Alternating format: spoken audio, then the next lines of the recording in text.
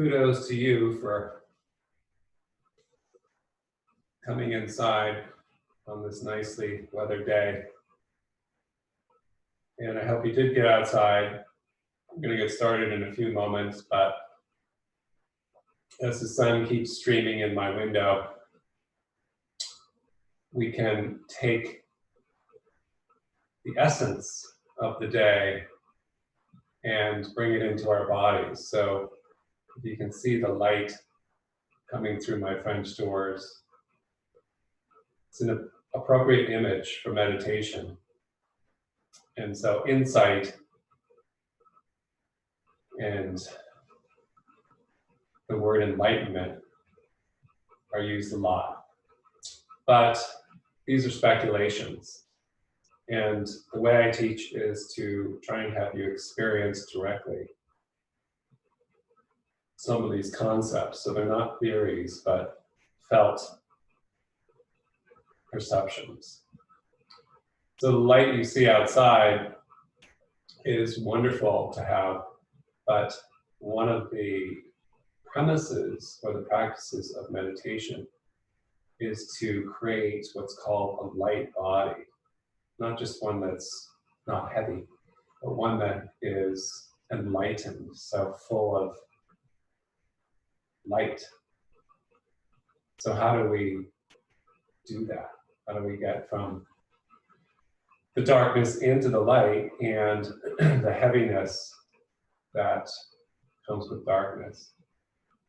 So it's easier when the sun is shining and everything's going well. Not so easy when you're faced with things that are challenging. But before we get started, I will just share two things. One is my philosophy that it takes a calamity to elevate consciousness. And I know this for a fact myself because some of you know this. A few years ago, I was badly injured by a yoga teacher, and I could barely move my body. I was in pain every day for most of the day, and all I could do was really sit and do meditation and breathe and gentle movement. So this class actually was designed out of that traumatic experience. And again, sometimes it takes some sort of a trauma. We're all going through a mild to heavy traumatic experience. But it really takes that to force us to develop practices like this. Otherwise, why bother? Why not just go out and play in the sun? But you're here probably because this is of some value to you, this practice, or you're hoping it will be. Second thing I'll share before we get started is the art of seeing in the body. So that first word I was throwing around, insight,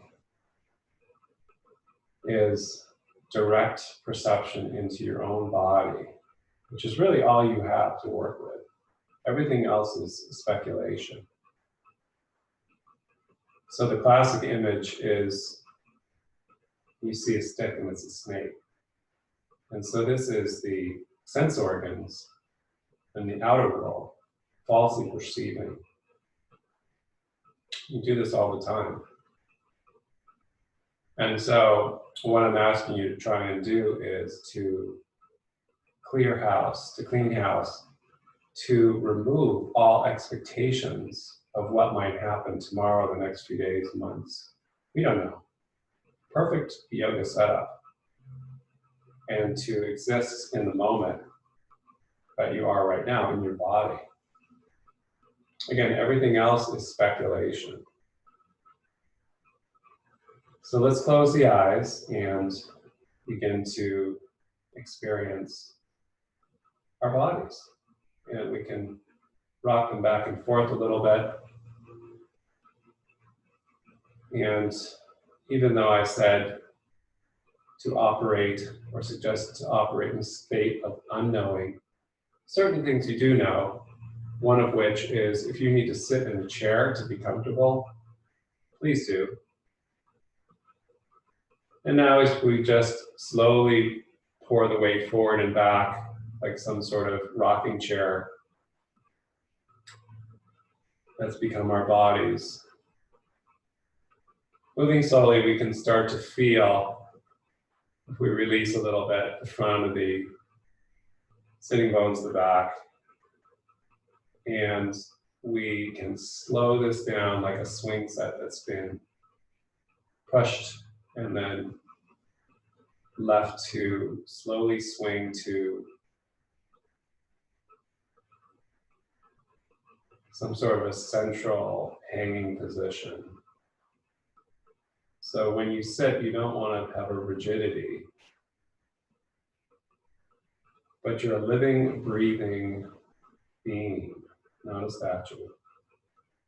So allow your body to float to a central axis, as if you were floating in a very buoyant fluid. And then with soft eye, soft tongue, again, experience the breath coming in and out of your physical body.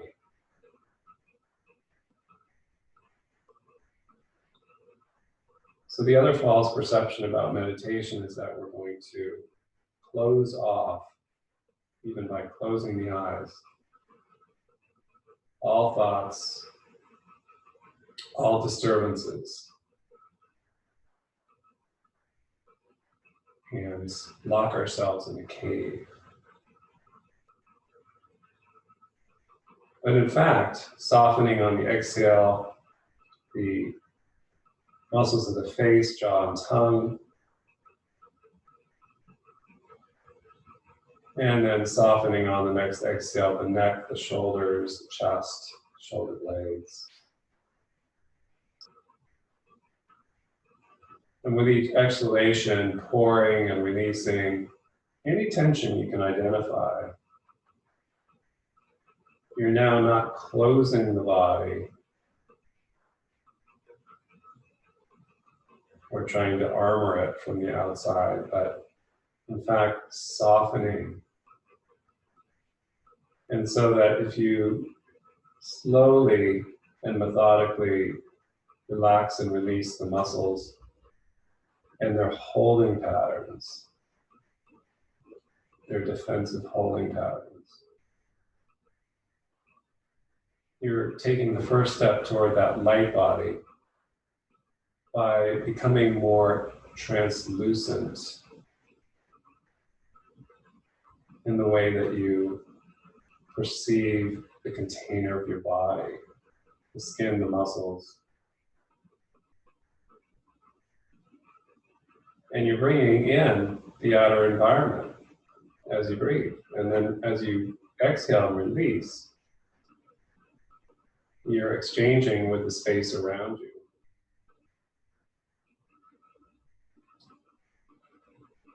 So this is very simple, and we can take the hands to the belly and feel the drawing of the breath down into the belly, softening, filling. Think of a baby's belly, so soft and calm. And then releasing. And take your mind now to the sensation of breathing and allowing breath to fill this area, to relax any of the systems encapsulated where you have your hands, so your organ body, digestive system. Again, as much as possible, using the clean sweep in and out of your breath. Bring in the good, bring in the replenishing, nourishing inhale, and release any tension, any obstruction.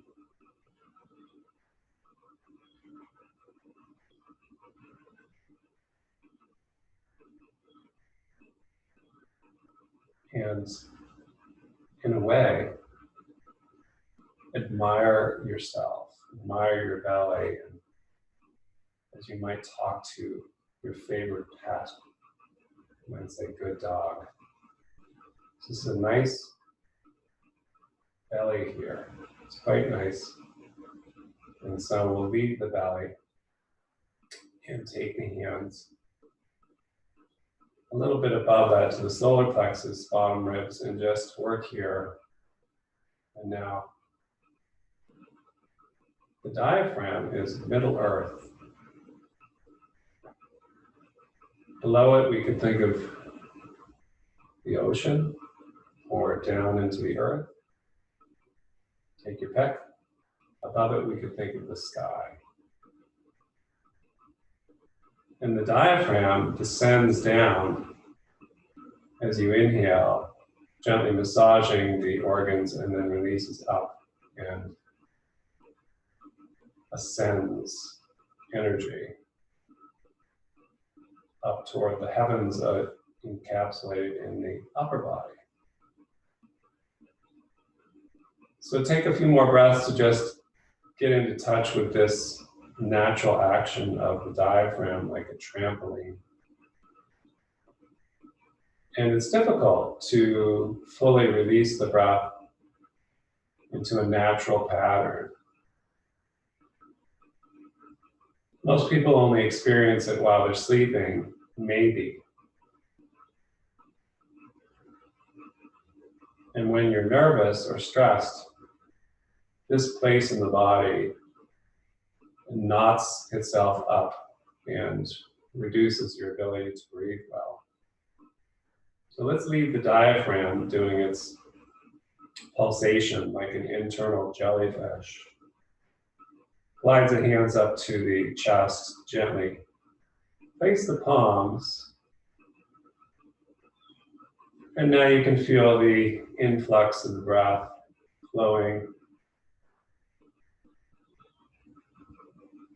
and expanding this area in a very gentle way. Make sure that the head is relaxed and released, and the tongue as well.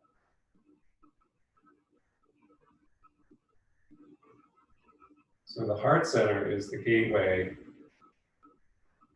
to the upper chakras, or energy centers. And the brain that we're so enamored of. But spending some time in the heart and sensing the roots of the head are actually down in the heart. The roots of the head, or the subconscious, may be located here in the heart. Just bring your mind into your heart center. Sense any tension there, release it, and just, again, give it a little positive feedback. You can even thank your heart for operating and keeping you alive.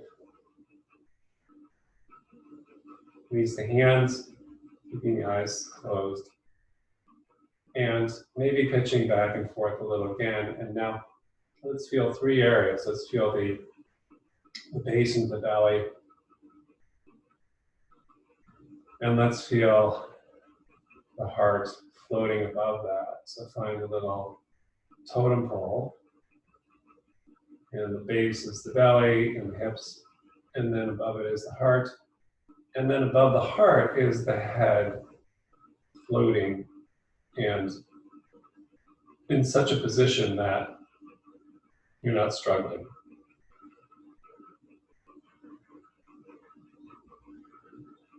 So this is a work in progress, and as you sit, we were to sit here for the entire hour, which we're not, your body would float around and make subtle shifts, releasing the leg bones, the hips, and the breath is constantly cleaning and reorganizing and resorting. So in a sense, you're not the same person you were one breath ago. things have changed and you have no idea what's going to happen next, except another breath. And so your mind is captivated by the flow of breath, the gentle rhythm. And all expectations, all bets are off. Let's cross the arms, put the palms on the fronts of the shoulders. And we'll do a little Brahmari pranayama. So now we're going to bring sound into the picture. And this is simply humming, although it's affectionately known as the bumblebee breath. As you hum, you're not singing for an audience, but you're humming to yourself.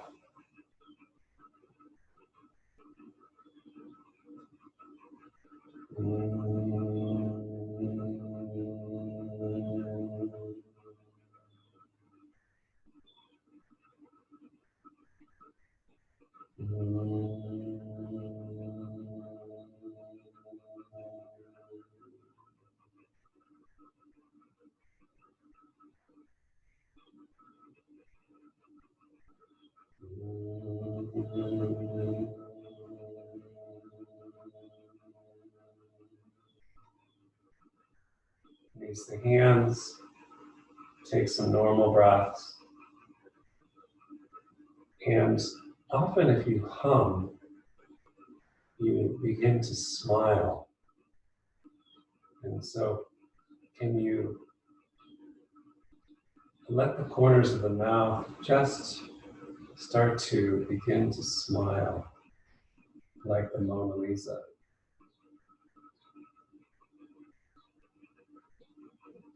And even this subtle action may change the game of how you feel in your body. Let's try it again with the hands across the shoulders, feeling the vibration, soaking in it, soaking in sound to release, again, any deeper holding patterns.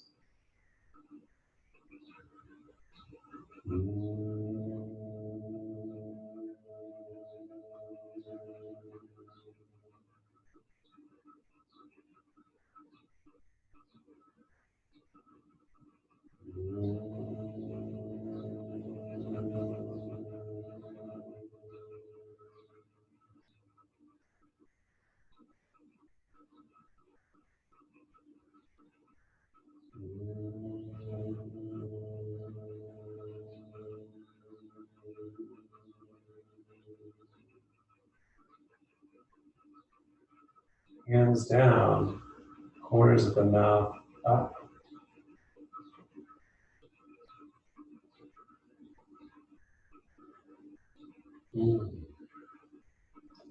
Tastes good. One more. It's all a big experiment. And can you feel maybe all the way, the vibration all the way down from the skull to the solar plexus? See what you can feel and whether you can feel that pulsation down there. Inhale.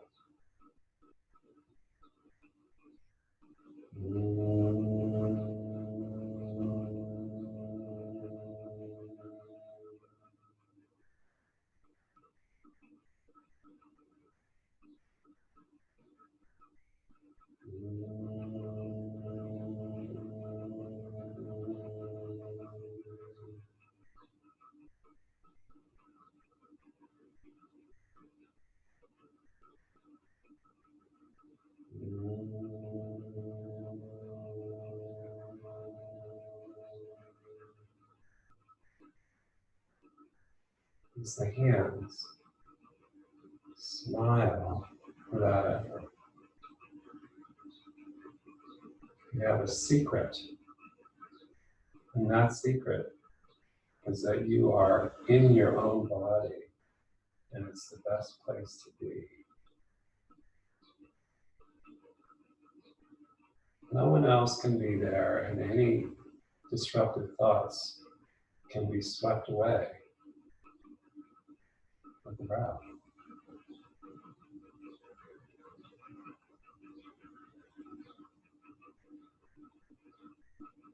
It's a wonderful floating feeling.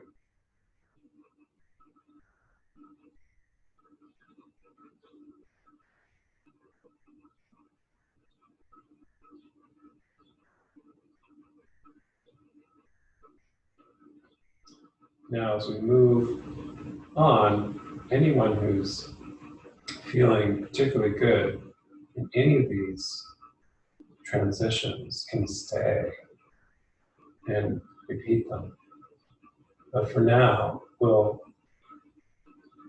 without too much disruption, lay down. And you can either lay down without support, or I've got a little bolster set up that I often do in class for supported Shavasana. Eventually we'll all move down to the floor without catching bolster at the area of the diaphragm. And then taking the feet together, the knees wide, Supta Baddha Konasana.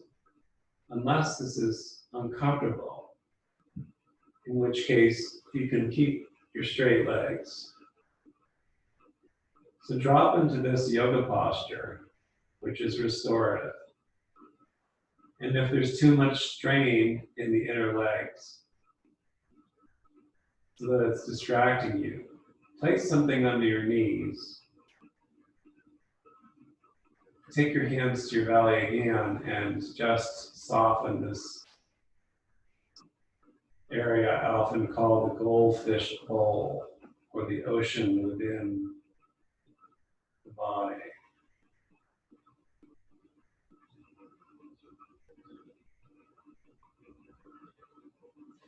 Few breaths with the hands, solar plexus, softening, releasing in this orientation, the diaphragm. And allowing the breath to flow in, flow out without obstruction. And then maybe a few of the hands on the heart. Making sure the head is comfortably positioned.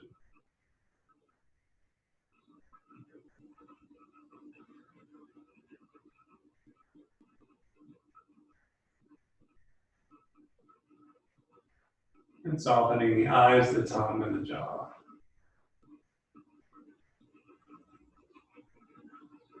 Hands rest down on the floor. A few more breaths. So when we take shapes in meditation, we're trying to soak in them and let them reveal sensations, deeper sensations.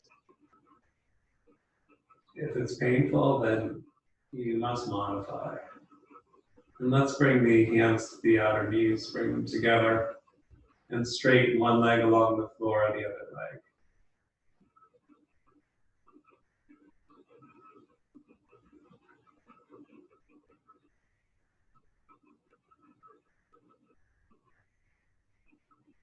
And if you have support under your spine, it's a great way to practice pranayama because it opens up the front of the chest a little more easily. The inner legs have been open in the prior pose so that the legs almost become, in meditation, like breathing straws, hollow tubes.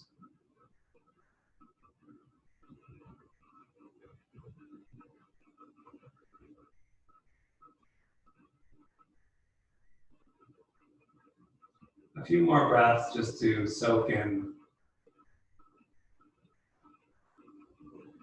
and allow the body to become a little more open, dispersed across the bolster. Almost like opening a bed sheet that's been crumpled up from a night's worth of sleep. Bending one knee, bending the other, and if you're on support, you're going to roll to one side and remove the support, and then come down onto your back again without, unless you need something under your head, which is fine.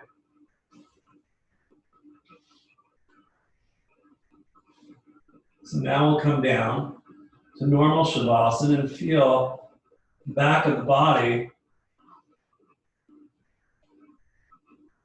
experiencing gravity.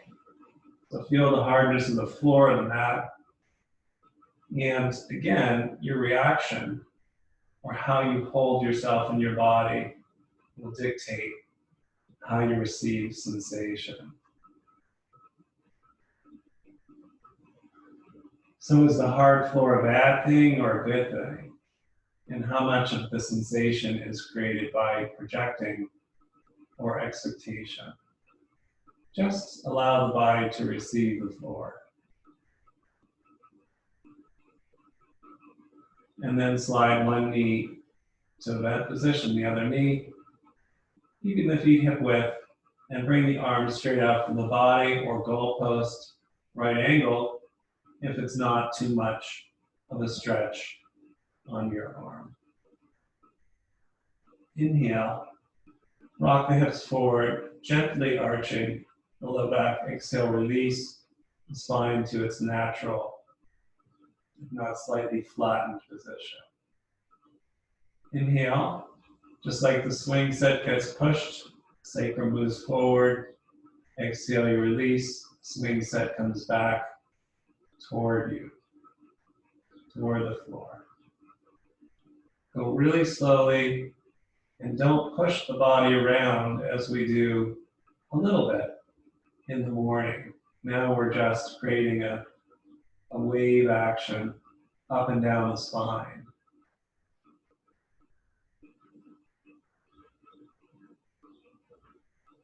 So if you are familiar with cranial sacral work, or even if you're not, this is a little bit what we're doing here as we roll the sacrum forward and the chest moves toward the nodding chin.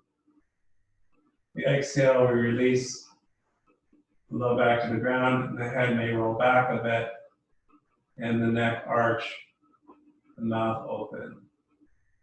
You could even, if you were curious, take your hands or flexible and take the middle fingers to the soft tissue just under the base of the skull.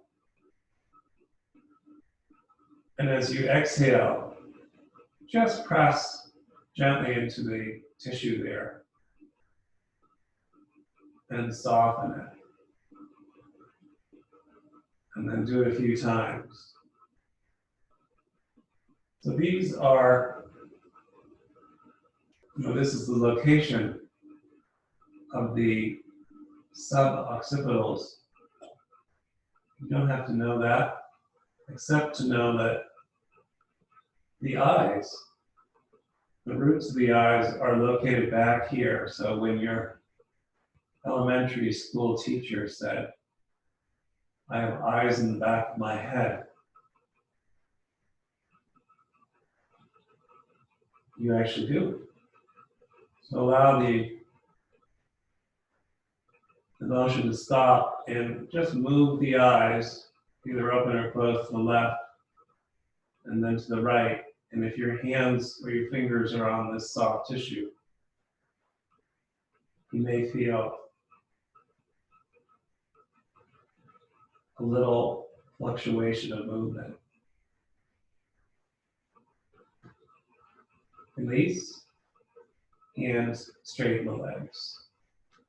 So now we want the sacrum to be relaxed, letting the feet fall apart, the hips capsules to relax, like the legs of a cooked turkey.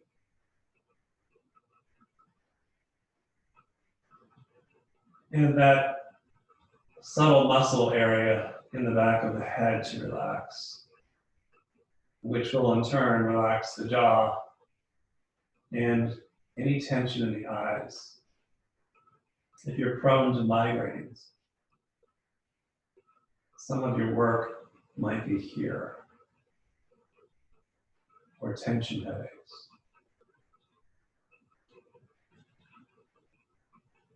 And then let's bend one knee and the other again.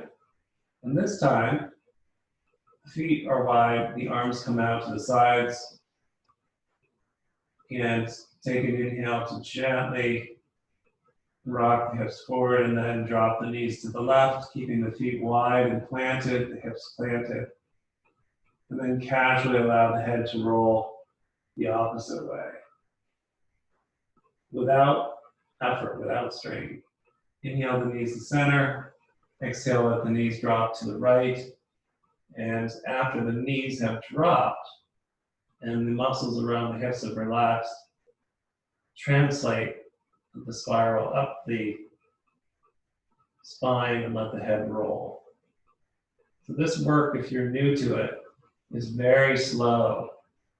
As if you're working not in air space, but in heavy syrup. Splash the knees over to one side, and then slowly, in a very fluid way, allow the spine to unwind in the other direction. You can time it with the breath. That can be wonderful. You exhale.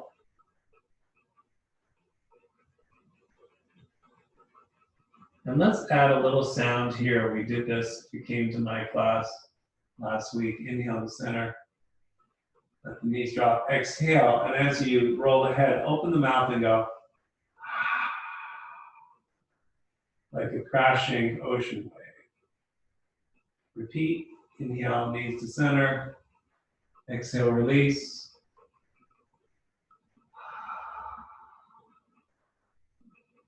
You can start with a nice expulsion of this sound in the back of the throat cavity. But then soften it. Make it more subtle and internal. Just as with the humming, we're not doing it for anyone else. We're doing it to hear the echo or the sensation in our own body. What is the effect? Does it relax the front of the brain, the neck, the jaw? To add this ocean wave sound.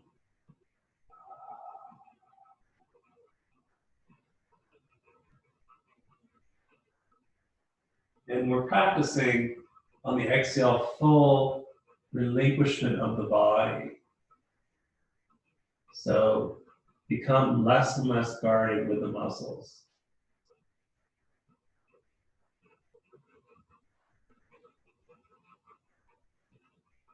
Come back to center, bring the arms toward the hips, slide one leg long, the other leg long, and take a few breaths. Once again, bring your mind to your breath and the simple observation of intake and exhale. Softening, softening, even more with each exhale. At first, the body may feel heavy. And then after that, a lightness begins to emerge. Let's bend one knee and the other, arms out to the sides or goalpost. This time, like you're at the beach, cross your right knee over your left. Knees are touching. Inhale. Exhale, glide the knees halfway to the right, head goes left. And inhale back to center. It's a restricted motion or twist. Exhale, knees go right, the right leg, gently guiding the left leg. The head goes the other way.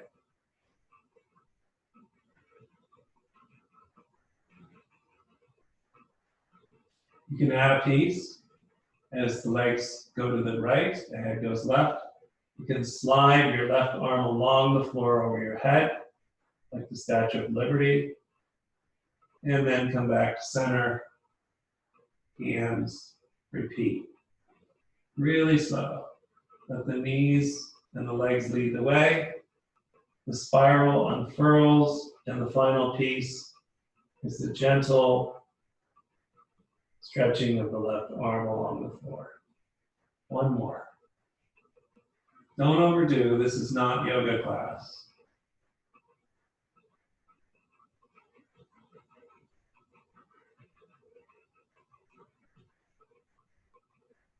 Inhale back to center, uncross and try the other side. The left knee on top of the right. Inhale, exhale, knees drop left, slowly. So as stretch in the inner right leg, roll the head to the right, and maybe start just with the legs if you're new. It's the same motion repeated, really slow with the same relaxed rhythm as the ocean, using your breath as a guide. And then maybe the sliding of the arm along the floor overhead can be brought into the picture.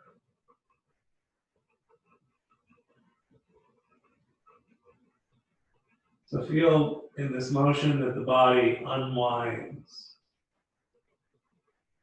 releasing the neck, releasing the mid-back. One more. Legs going left, head going right, and right arm slides.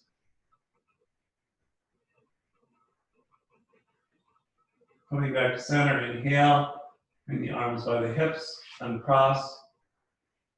Drape one leg to the floor in front of you, the other, and relax. So now feel the arms and the legs and the sensations we've created through movement. Not for the sake of building muscle or increasing our cosmetic value, but almost the reverse of releasing the legs, the arms from service.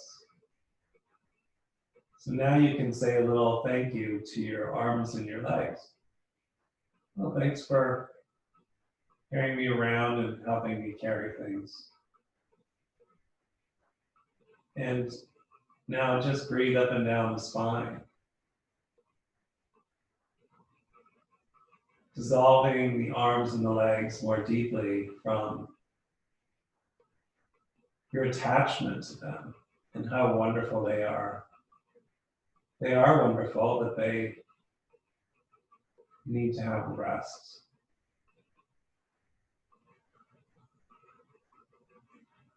And now imagine they're filled with light, not muscle and bone at all. Your whole body is now accumulating a sense of lightness with the drawing of breath in and out, as if the sunlight we saw earlier could be brought into the body. And let's bend the knees, roll to one side. And we can take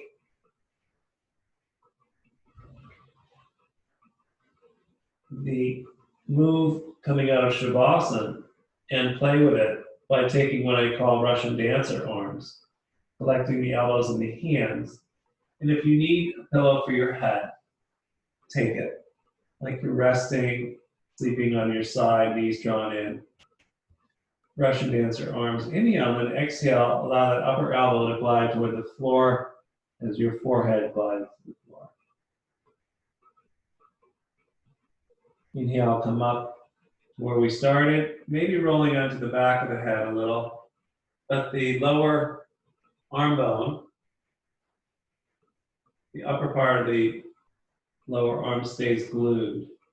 So it's a small movement, cascade down, and then rolling back on the back of the head. Keep your eyes closed once you've got this, and feel the glide of the joints in the lower shoulder, the upper shoulder, the elbows, and in the neck. And you can even create a kayaking motion, but don't get carried away in that abstraction. Any sort of athleticism or abstracting into something outside of the simple, uncalibrated motion, or not to say uncalibrated, but we're not going anywhere. We're not taking a trip in a kayak at all.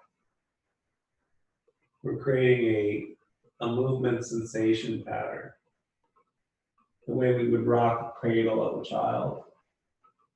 And so we're working and rolling in the joints of the arms and the neck. And now we release, and we can open up a twist if we want, lazily, before rolling to the other side.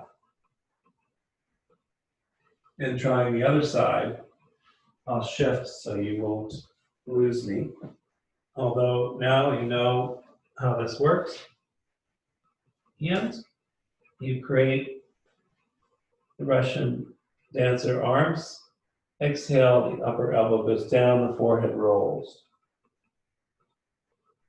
Inhale sweeps into the body like a wave coming in, trying to spill you over in the opposite direction. So if you've ever been to the ocean, sea, on the shore, floating in the shallows, a piece of seaweed that's being flipped back and forth by the lapping of the waves. So keep in tune with your natural breath. It's your inner ocean.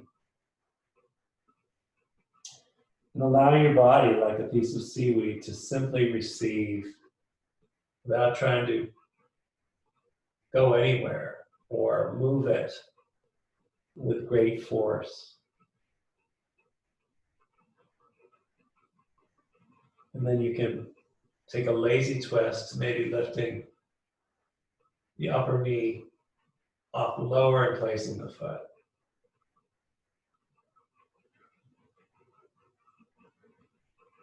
Come back under our backs, extend our legs long, arms by the hips, and check in. Feel the areas that have been touched by the motion. And maybe they're a little more effervescent.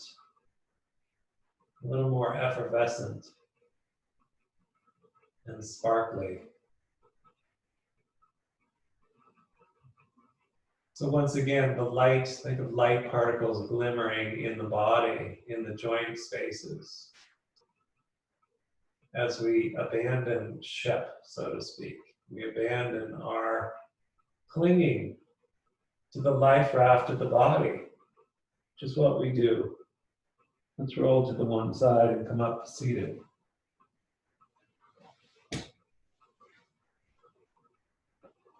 And get comfortable again without too much distraction. You could be in a chair again. Drop right in, creating your totem pole, hips, belly, soft drop. And then the chest above the diaphragm, floating above the heart area, the chest, the head floating.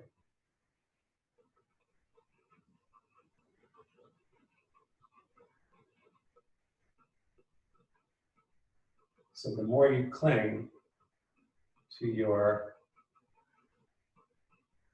transient framework, trying to make it something that's solid and always going to be there like a statue,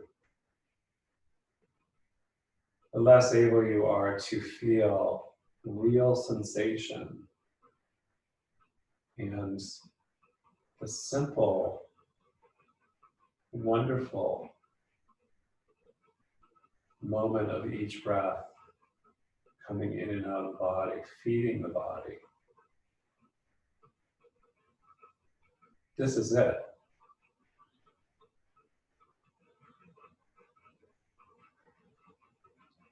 And so really meditation, great part of it is a gradual peeling away of anything which obstructs you from the simple sensation of living. And we start again with the simple sensation of breathing.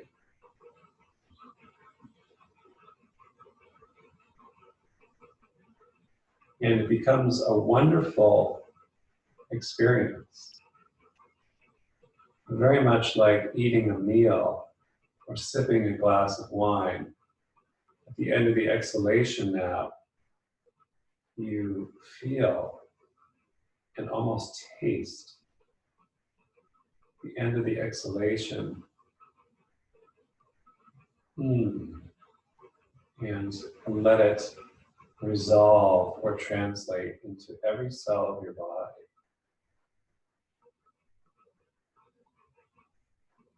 Again, you're welcome to stay seated if you're more of a practice sitter and have yourself a fine meal.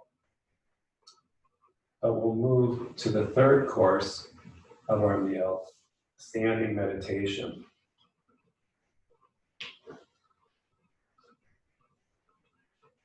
And this is from the Taoist system of meditation. Now, the Taoists and the Tai Chi adepts are part of that.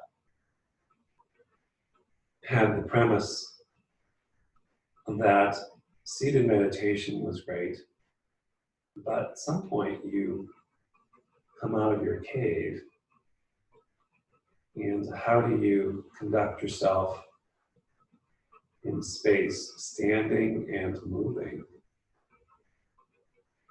So we take what we've gained from the ground, and now we try to take it into what would normally be a fairly mundane act of trying to stand. Yogis tend to want to be rigid and soldierly. But in this practice, imagine like a puppet or a marionette, you're hanging on strings. Even the tailbone drops. And the low back is very broad and soft. Hands by the sides. Again, this is not a rigid proposition, so as we bend into one knee and let the weight pour over. If we were made not of muscles and bones, but of some sort of syrup, or fluid, or heavy gas,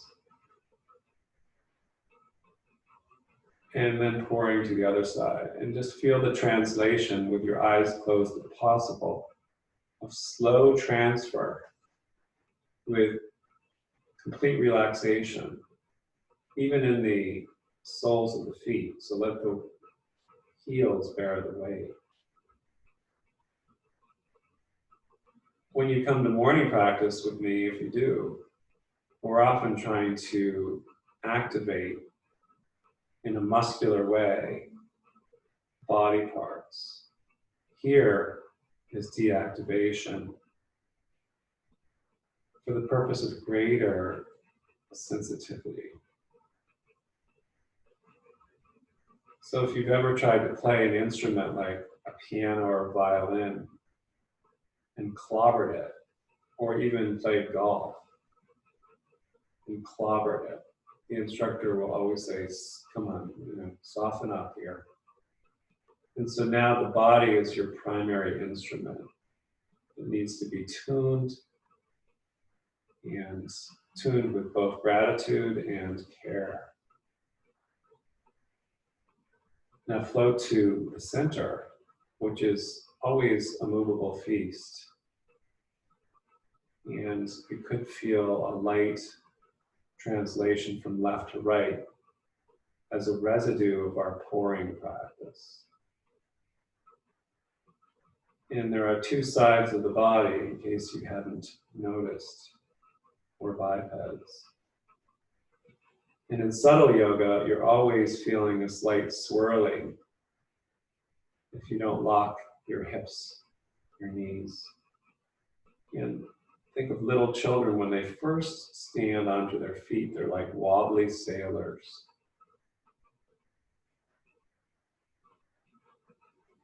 And then let the hands come away from the body, like the first movement of flying.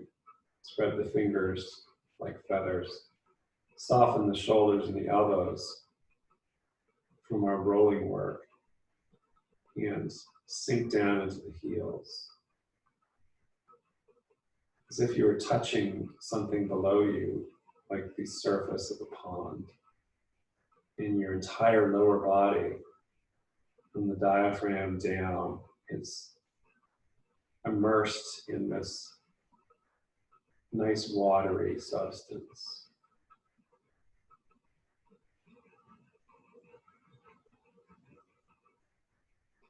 And then the third position, the arms, take the palms back toward the heart and allow the elbows and shoulders to relax here as well. Like you're holding a ball. Soften. The lower half of the body is still embedded in nice, earthy, watery solidarity. And now above that is this floating, very light, and release the hands. Open the eyes and we'll do some swinging or body drumming. So now we'll take a more visceral approach, patting the shoulders and coming across the collarbones to the center of the chest.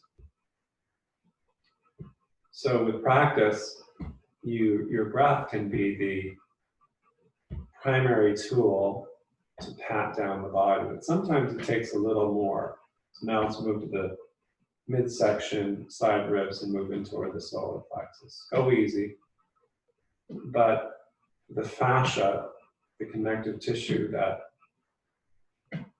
keeps everything under wraps, it sometimes reacts to stress, and again, tries to armor the body. So now we're just allowing that to release, tapping the body. Now the lower belly, and then you can use both arms. Then we can pat down the arms, just tapping the wrist, the other wrist, and work up the arms, elbow joints. Flip the palm over, work up the inner arm. Tap and release. And then the legs, the hips. Keep your eyes open here. Down toward the knee. And then standing again on that floating center line, feel or sensate the arms and the legs now, and maybe a little tingliness. Let's rub the hands together now to produce a sensation in the palms. And I'm going to try to start a fire. And so in yoga, you have a little crock pot, little oven in Taoist practice, and even Buddhist. And so at the base of lower chakras, there's a little Bunsen burner. And so we're cultivating the beginnings of that opening. And so you can just imagine a little flame as your hands pulse toward one another and out. You're warming your hands in that flame, releasing any tension in the inner hips. The belly is soft.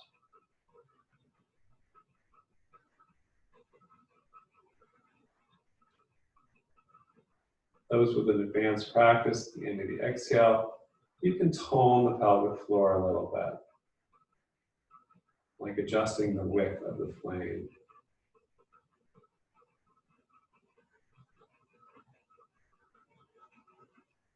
Now we're going to try to distribute that, whatever you want to call it, that source of light, heat.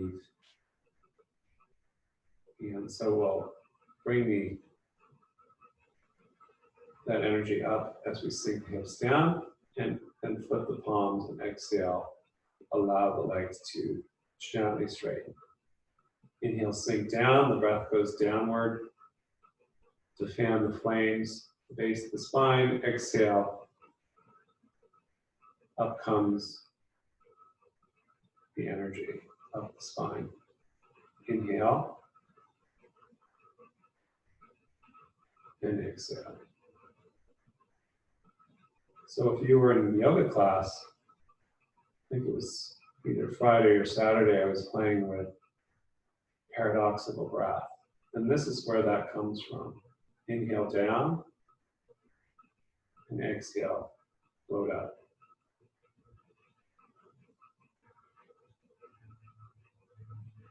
One more, slow as you go.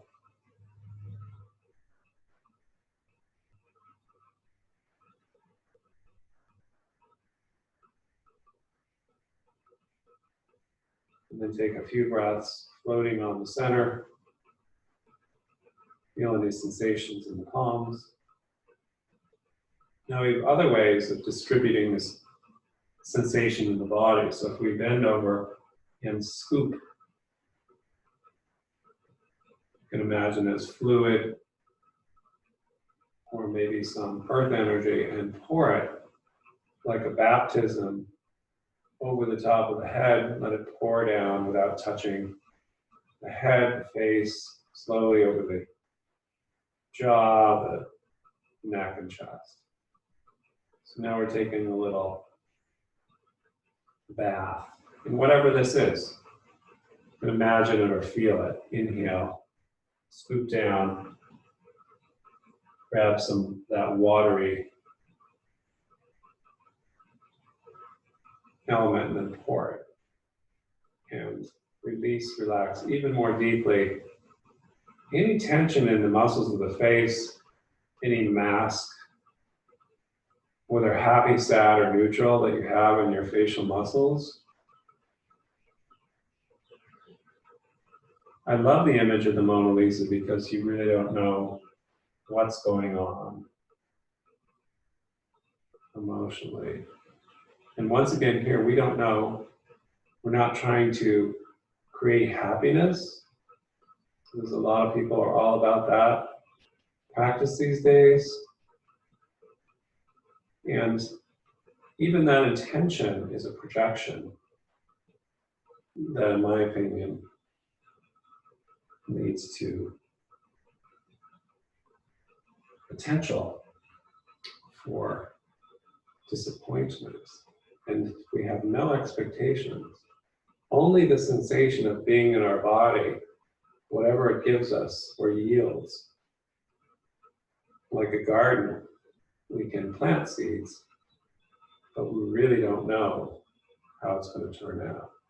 All we can do is cultivate, which is what we're doing now. We're stirring and turning the soil and sensations in the body and bringing that groundedness of the earth or the water below the earth and pouring it on our bodies to give it a sense of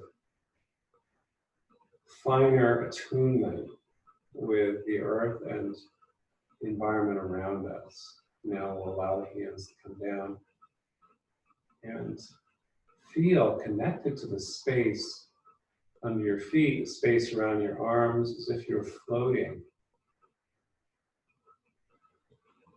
The great Confucius quote said when he was 90, he was fully in tune with the ways of the universe. I think we're trying to attune ourselves via our bodies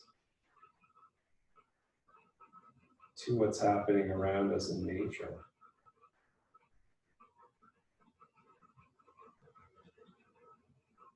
Let's have a seat and get ready to bury ourselves in Shavasana. But first, let's sit briefly and check in. So sitting really, in one perspective, is checking in.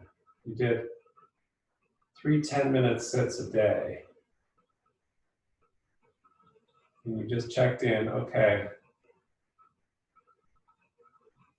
Release, release, release, breathe, breathe, breathe.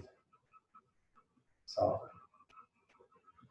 It's like erasing the chalkboard. which gets cluttered, and then you have this transparency and receptivity. So now I'm going to suggest either supported Shavasana, to become drunk from meditation, which happens. And it's like a fine wine. Or if you have problems sleeping at night and you have a wall, simple trick. We go legs up the wall with our cushion and get one hip close. If not, partly up the wall, launch the legs up and settle the bolster or the blanket roll in the small of the back. If your legs are tight, then fold them and you're doing your seated meditation with the legs against the wall. And now you have an entirely different connection with your spine, and your lymphatic system can drain freely without any elaborate handstands, headstands, shoulder stands. Here we can keep the frame of the body still soft and experience the legs over the head. If you don't have the wall, you can use the chair, as I've shown before. Or you can simply take yourself into Shavasana with the legs on the bolster, crossed or simply open like a frog.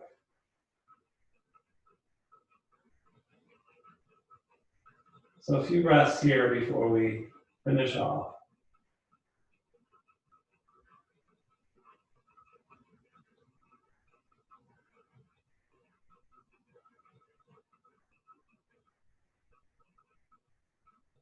Again, in yoga, we're trying to some degree, we get caught in the trap of trying to master or meddle with the body and force it like a bonsai plant, trimming this, trimming that into certain postures. Here we're listening to the body and accommodating it like guests we want to be treating with respect and hospitality. Wherever you are, rolling gently to one side. Take a breath. And as you come up, see if you can think of the body as, in a way, a paper that's been folded and unfolded many times. And so now it has a quality of softness, like cloth. And the sensations can radiate in any part of the cloth or fabric of the body.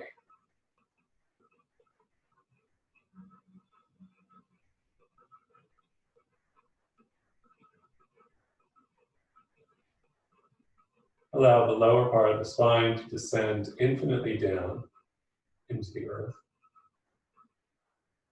Allow the crown of the head to ascend or float infinitely up. In the center, bring the palms to the heart. Namaste.